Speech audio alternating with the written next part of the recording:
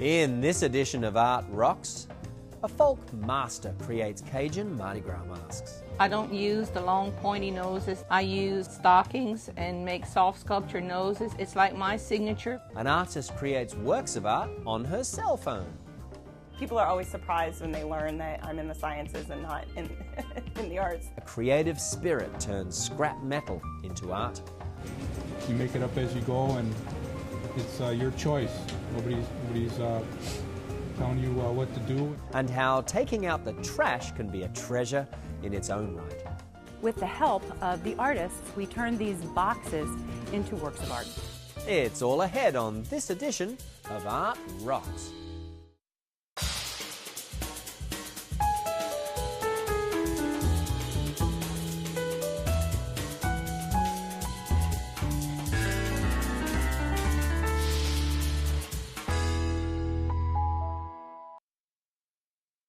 Art Rocks is made possible by the Foundation for Excellence in Louisiana Public Broadcasting and by viewers like you. Hello, I'm James Fox Smith, publisher of Country Roads magazine, and this is Art Rocks. In our first segment today, Cajun Mardi Gras just would not be the same without its unique handmade costumes. Folklorist John Loden introduces us to a Louisiana folk master who specializes in mask making. The name on the map says Iota, but there's nothing small about this place. This is big Mardi Gras country. And I'm here today to talk to somebody who has a central role in Mardi Gras. Her name is Lou Trahan, and she makes masks. I started making masks about 14 years ago when my husband got off work and went to this little store in Mermentau. And they asked him what to do about starting a fundraiser for their little Catholic church there. They wanted to start a Mardi Gras, and they had no idea what to do. So we helped them start a Mardi Gras there for the fundraiser for the little church.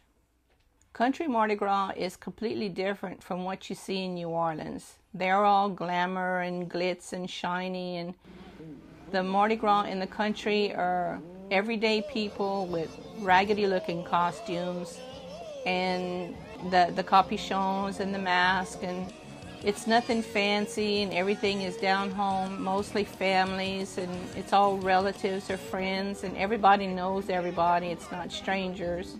When the Mardi Gras get to a house, the first thing is the captain gets out of his vehicle. He goes and he asks permission to get down, and if it's okay, he signs for the Mardi Gras to get down. They go after the people and ask them for money. The DJ's playing some songs, and you dance with the people and you entertain them. And they usually have a chicken, and if they don't have a chicken there, we just happen to bring a cage with chickens in it just in case somebody doesn't have any. And they chase the chicken or the duck or whatever until they catch it. And all this time they're entertaining all the people that are there. And at a couple of our stops, like when we stop in Esterwood, they block off the street and everybody gets off the trailers and they do a line dance in the middle of the street, in the middle of Highway 90. In addition to dancing on the highway in the middle of the day, the Mermentau Mardi Gras stops traffic, begging from cars and trucks. It's all part of their effort to raise money for the church, and no one begs better than Lou's husband, Dale. He's a really good beggar. Most of the homes where we go in Mermentau, they don't give us sausage or rice or anything for the gumbo. They give cash because they know it goes to the church. And there's one house that really has about 75 people waiting for us when we get there. And they have a family get-together, and they give the money to the best beggar. So he'll run up to the man with the money, and it's usually about a $100 bill. He'll run up to him, wrap himself around his legs, and refuse to let him go until he gives him the $100. I've seen some of the Mardi Gras, like my son, riding on top of a horse trailer, going through Mermentau, dancing on top of the horse trailer because we have a DJ that plays, and he's doing the limbo under the Highline wires going down the street in Mermentau. I've seen my husband play tricks on kids, carry them off, and pretend he's not going to bring them back. We had one, as cold as it was this year, that jumped into a pond with some ducks. Had to come out with nothing but his skivvies on because he was so wet and muddy and stinky. These comic performances are spontaneous, but that doesn't mean there isn't a lot of preparation behind them. I asked Lou how she makes masks. Years ago, the Mardi Gras masks were made on screen, like window screen. And they made it with what they could find. They used buttons or lace or socks or whatever they could find to put on them, because they didn't have to go to Walmart to get anything back then. They just made do what they had around the house. You trim all the edges with felt so it doesn't have the raw edges to cut your face. And then you glue in the nose pad. And I learned to do that because my husband wore his one year and it rubbed his nose raw. I don't use the long pointy noses that most of them use, or the paints. I use stockings and make soft sculpture noses and mouths. And it's like my signature because it's different. I don't want to take away from what the other Mardi Gras mask makers have. When the Mardi Gras are running during the day, most of the time when we run, it's on open trailers and it's really cold. That's the reason I completely cover my mask with anything that I have, mostly felt or different kind of material. Then from there, that's when you finish off with everything. You put the trim and all the different types of trim that you use. This one has a chicken bone, a dry chicken bone in its mouth. And I'll cover it with whatever I can find. I ask friends to save pieces of broken jewelry or odds and ends of all different kinds. And just about all my masks have something either in the nose or in the mouth, because people actually think that that's the way Cajuns are. They've always got something in their mouth or up their nose. And I keep making masks now, not only for Mermentau, but some of our friends from Egan, from Lejeune Cove, all the different Mardi Gras in our area that we're friends with and family, and they all come by for Mardi Gras mask. The Mermentau Mardi Gras had its start right here at C'est Bon restaurant, with a few folks gathered around trying to make some money for their local church. In the process, they made themselves a community. Someone like Lou Trahan is an integral part of that, and that's why we're proud to call her a Louisiana Folk Master. Lou Trahan also sells her masks at various Louisiana festivals. Now, let's take a look at some upcoming arts events happening across Louisiana.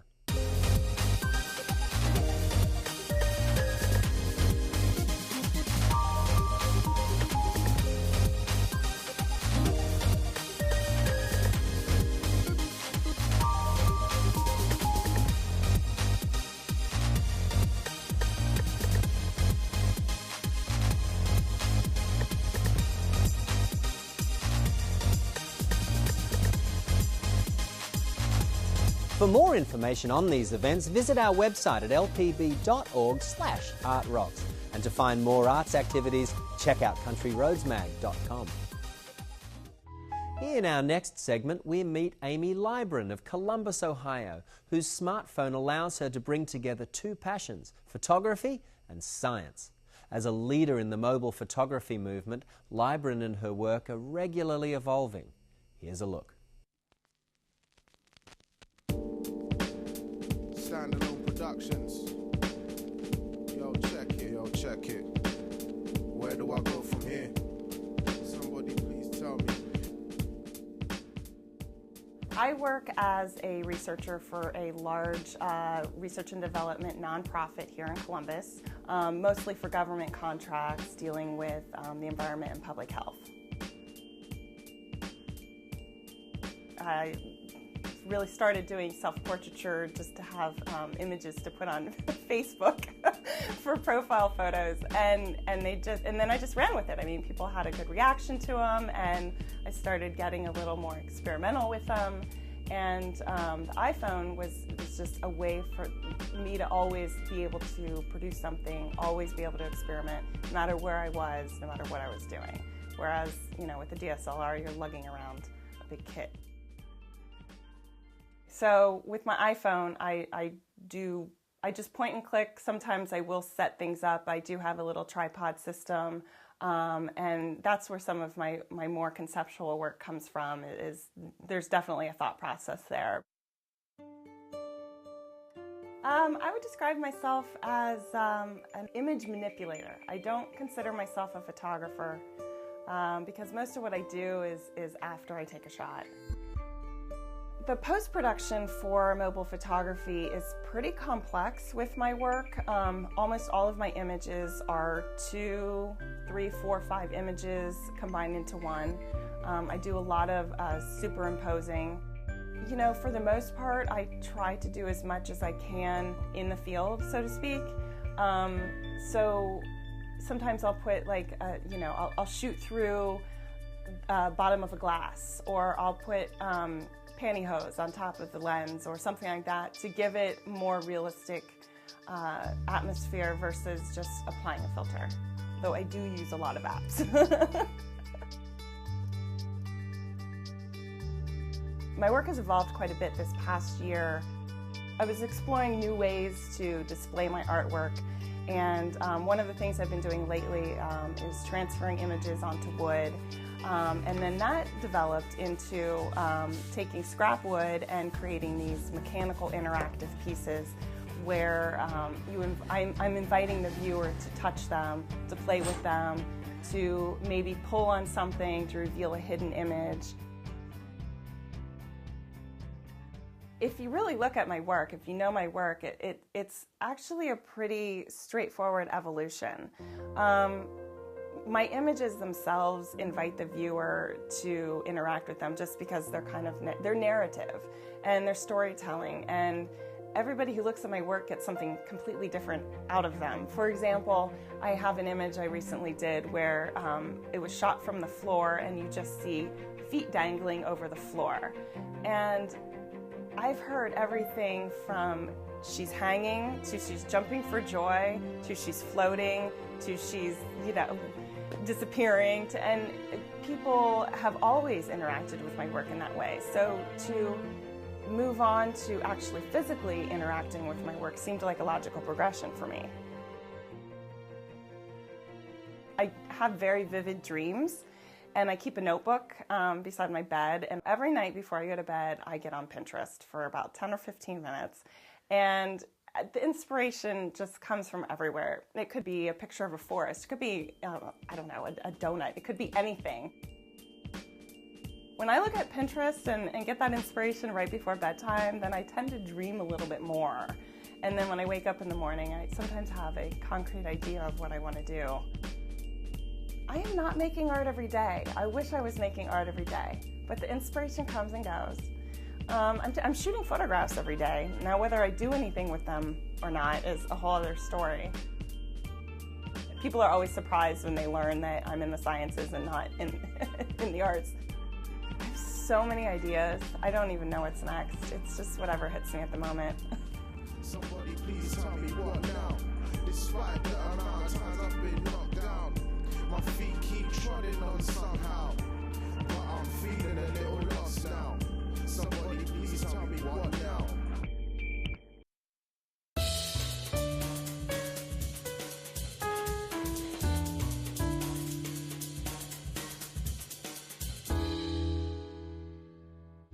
For Wisconsin artist Gary Kandziora, sculptures are inspired by what is found in scrap heaps and junkyards. Combined with his work in the welding industry, Kandziora is creating works of art built to last. Let's take a look.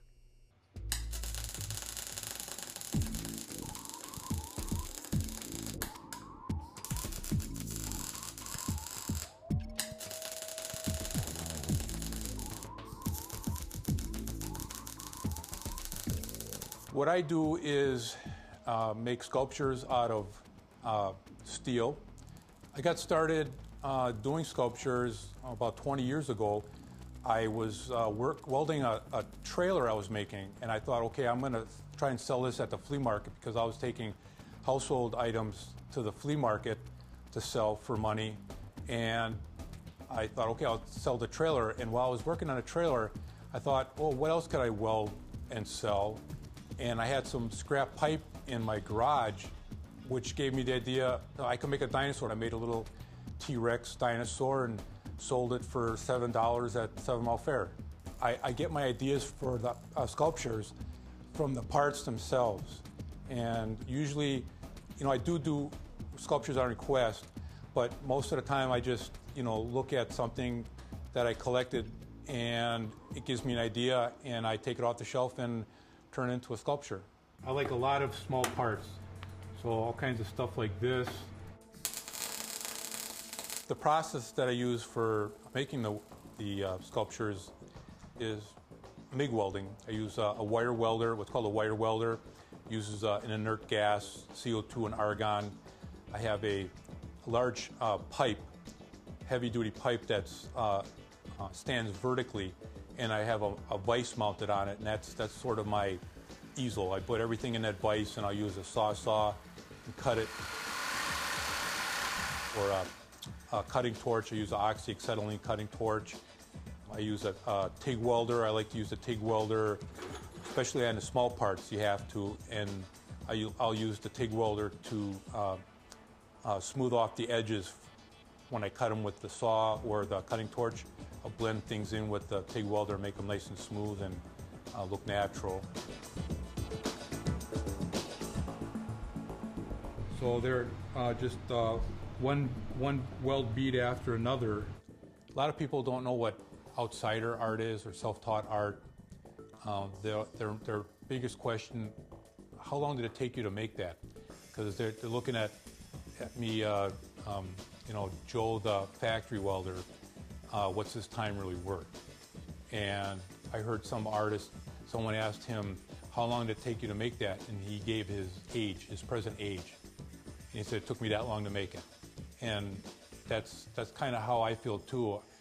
They don't know what happens behind the scenes, ordering parts off of eBay that somebody's selling, going to flea markets or to junkyard to buy scrap. So have to explain to them what outsider art is, and that since I didn't go to school to become an artist, I was never trained, that I was an outsider artist. You make it up as you go, and it's your choice. Nobody's telling you what to do, and even if someone wants you to make a certain thing like a bird, it's still your thought, your idea, your bird. Even though they buy it, it'll still be your bird. Some of the sculptures that I've built have to do with making a point, making a personal point, making protest. I had a couple statements to make of my own. A nearby business had a piece of machinery on the roof that broke, and it was very loud, and they weren't fixing it. So I made a sculpture called Agony Man, because I was in agony. I couldn't sleep. The thing was making so much noise, and it was driving me crazy. I was a nervous wreck. So I made a human-sized figure. You can look at his face and tell that he's in agony. Another piece I made was, or is called Stayin Booty. Stayin Booty resulted from the air pollution from a nearby foundry, and he's a human-sized figure that's pinching his nose and pointing in the direction of the foundry. I made a large dinosaur that broke down into 3 pieces, a number of different dinosaurs, cranes, herons, flowers, bugs, fish made out of tin snips, a little guy, a skeleton, and a little 3-wheeled metal version of a Hot Wheel for little kids. I'm a real sci-fi nut, so I made a number of spaceships, aliens, robots. I like making sculptures that are real detailed, that have a lot of parts. I have another sculpture that has speakers in it, and I used a desktop PC surround sound system with its own subwoofer that provides amplification for surround sound speakers. And I broke this plastic speaker cases apart, unsoldered everything, and then mounted the speakers inside spheres and insulated them, put gaskets in it and everything, and so it worked out pretty good. It's called hand-box speaker. Homeowners didn't seem deterred by rising mortgage rates. If anything, some buyers may be racing to lock in rates before they get any higher. I make a lot of different subjects because the scrap gives me the idea, and I just go from there. It's a discovery when I make something and I stand back and look at it, and I get a lot of praise from people. The pats on the back that people will give me in compliments, it must take the place of financial gain. I like it when the sculpture's done. What I do, I make it up as I go along, and there's no blueprint, there's no plan, most times there's no drawing. I only got a couple sculptures that I made out of mostly pipe that I could make a drawing for, and then I'm just, thinking constantly while I'm welding or cutting or bending, heating, what parts am I going to use next for the next part of the sculpture. And so when it's all done and I look at it, I'm satisfied. Now it's time to explore another of Louisiana's treasures. Each week on Art Rocks, we celebrate and examine an artistic or cultural element with unique ties to Louisiana. This week, we're visiting the Crowley Opera House. In the heart of Crowley's historical downtown sits a unique second-story venue, the Grand Opera House of the South.